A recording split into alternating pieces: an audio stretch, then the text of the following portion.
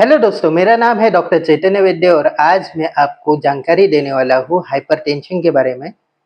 Hypertension की आपको संपूर्ण जानकारी मिलेगी और इसका होम्योपैथिक उपचार कैसे किया जाता है, ये आज हम देखेंगे।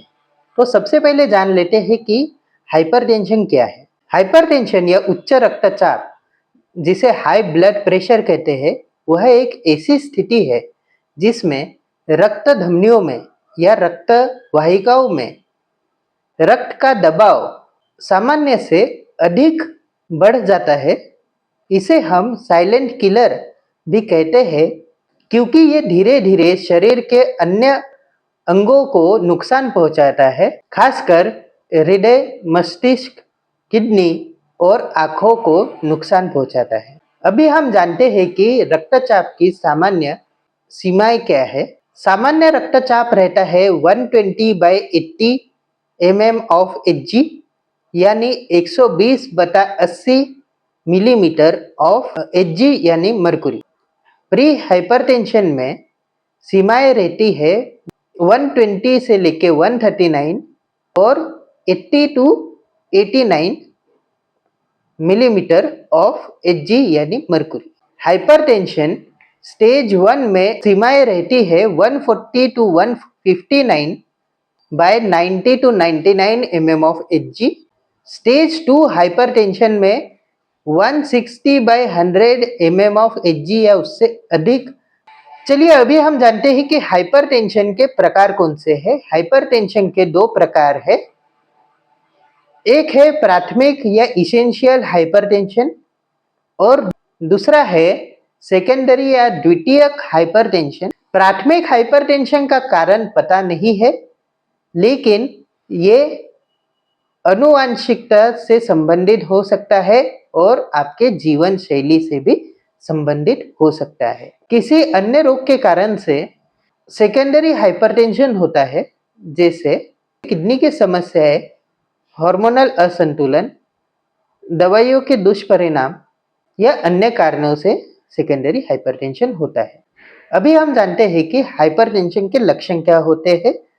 तो सर में दर्द होना, ये हाइपरटेंशन का लक्षण हो सकता है।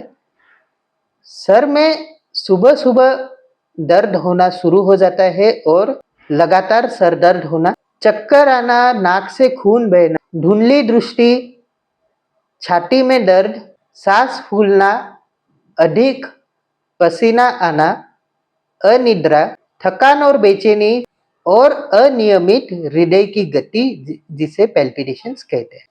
अभी हम जानते हैं कि हाइपरटेंशन के कारण क्या है। व्यायाम की कमी करना एक हाइपरटेंशन का प्रमुख कारण है। मधुमेह और कोलेस्टेरॉल का बढ़ना, आनुवांशिकता, जेनेटिक्स। अगर परिवार में किसी को हाइपरटेंशन है तो आपको हो सकता है। मोटापा और अधिक वजन, शरीर में वजन बढ़ने से हृदय के ऊपर ज़्यादा दबाव आता है और इससे हाइपरटेंशन बढ़ता है। अधिक नमक का सेवन करने से सोडियम की मात्रा बढ़ जाती है, जिससे रक्तचाप बढ़ सकता है। मानसिक तनाव या स्ट्रेस लेने से रक्तचाप बढ़ सकता है। शराब और धूम्रपान, निकोटीन और अल्कोहल से रक्तचाप बढ़ सकता है। शारीरिक निष्क्रियता, व्यायाम की कमी की वजह से हृदय संबंधित समस्याएं बढ़ सकती है। किडनी रोग, हार्मोनल असंतुलन और अन्य मेडिकल समस्याओं की वजह से भी रक्तचाप बढ़ सकता है। अभी हम हाइपरटेंशन का होम्योपैथिक उपचार जानते हैं। होम्योपैथी में व्यक्ति के संपूर्ण लक्षणों के आधार पर होम्योपैथिक दवा का चयन किया जाता है। प्रमुखतः होम्योपैथिक दवाइयाँ आज हम बताने वाले हैं। सबसे पहली दवा है बेलेडोना।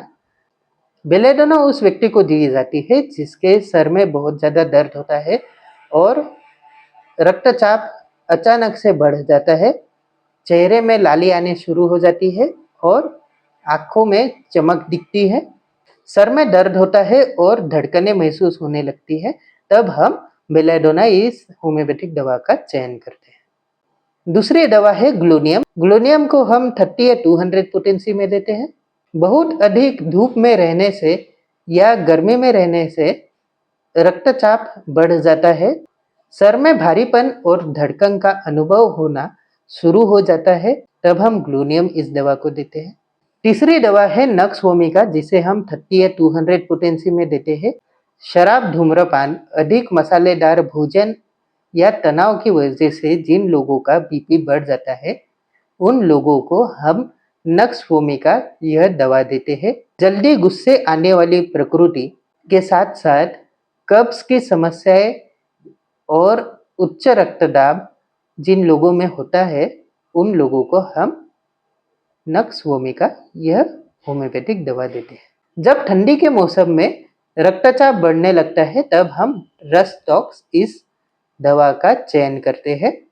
शरीर में अकड़न और बेचैनी के साथ उच्च रक्तचाप रहता है। सुबह के समय अधिक रक्तचाप महसूस होना, अगर ऐसे लक्षण किसी व्यक्ति में दिखते हैं तो हम रसटॉक्स इस दवा का चयन करते हैं। और एक दवा है रोएल्फिया सर्पेंटिना मदर टिंचर। रोएल्फिया सर्पेंटिना का मदर टिंचर उच्च रक्तचाप को सामान्य लाने में मदद करता है और इसके 10 से 12 बूंद आधे कप पानी में लेने से लाभ मिलता है। रोज सुबह शाम लेना चाहिए। ऑरम मेटेलिकम नाम की एक दवा आती है, जिसे हम 30 या 200 पोटेंसी में मरीजों को देते हैं, जिन्हें हृदय रोग हुए रहते हैं और उच्च रक्तदाब बहुत सालों से रहता है। लेकेसिस को 30 या 200 पोटेंसी में उन व्यक्तियों में दिया जाता है जिन्हें सरदर्द होता है, इसके साथ गर्मी महसूस होती है और चिड़चिड़ा स्वभाव जिनका हो जाता है, उन्हें लेकेसिस ये दवा दी जाती है। क्रेटिएगस ऑक्सीकेंथा मदर टिंचर हम उन रोगियों में देते हैं जिनका हृदय कमजोर हो चुका रहता है। यह रक्तचाप नियंत्रण करने में सहायक है। यह हृदय की कार्यक्षमता सुधारती है। क्रेटिएगस का लंबे समय तक उपयोग करने से हृदय की मांसपेशियां मजबूत होती है।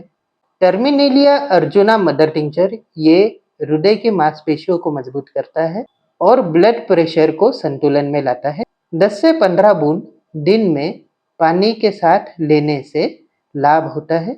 वृद्धावस्था में हाई ब्लड प्रेशर और धमनियों की कठोरता के लिए बराइटामूर इस दवा को दिया जाता है। वेरेट्रम विरिडी 30 या 200 पोटेंसी में उन रोगियों को दिया जाता है जिन्हें उच्च रक्तदाब के साथ साथ ठंडा पसीना आता है और बेचैनी होने लगती है। जेल्सेमियम 30 या 200 पोटेंसी में उन रोगियों में दिया जाता है जिन्हें ऐसे लक्षण दिखते हैं जैसे कमजोरी, चक्कर आना और आंखों में धुंधलापन के साथ साथ उच्च रक्तचाप।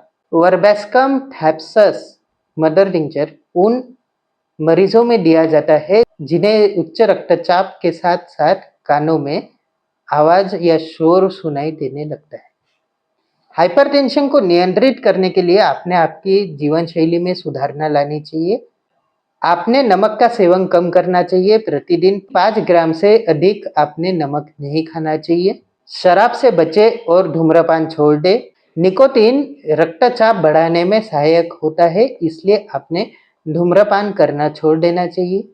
व्यायाम करें। प्रतिदिन 30 मिनट व्यायाम आपने अवश्य करना चाहिए। वॉक, योगा और हल्के फुल्के व्यायाम अपने रोज करने चाहिए। हरी सब्जियां और फल खाएं। केला, पालक, ब्रोकोली, गाजर और चुकंदर लाभकारी होता है। पर्याप्त पानी पिए। दिन में कम से कम 8 से 10 ग्लास पानी पीना चाहिए। कैफीन और प्रोसेस्ड फूड कम करें। चाय और कॉफी का सेवन कम कर देना चाहिए। जंक फूड्स का सेवन मर्यादित करें। वजन नियंत्रित रखें। मोटापा हाइपरटेंशन का एक बड़ा कारण होता है। होम्योपैथी में हाइपरटेंशन का इलाज व्यक्ति के शारीरिक और मानसिक लक्षणों के आधार पर किया जाता है। दवाओं के साथ जीवन शैली में सुधार करना अत्यधिक आवश्यक है। यदि आपका रक्तचाप बढ़ा हुआ है और आपको ये लक्षण दिख रहे हैं, तो तुरंत होम्योपैथिक डॉक्टर से सलाह लें। आशा करता हूँ कि आपको यह वीडियो पसंद आया होगा। ऐसे ही स्वास्थ्य से संबंधित वीडियोस को देखने के लिए हमारे इस YouTube चैनल को जरूर सब्सक्राइब करें। धन्यवाद।